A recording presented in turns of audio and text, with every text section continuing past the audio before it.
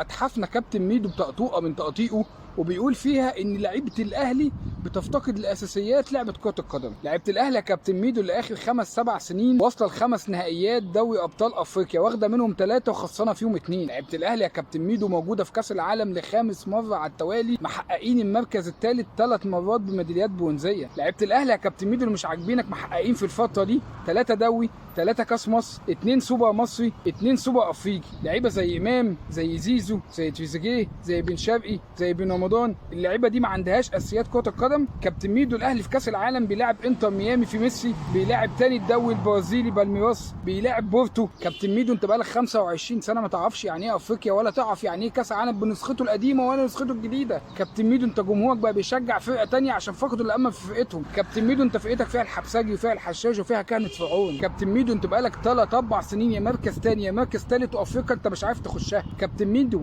انت ما بقتش غريمه يا كابتن ميدو.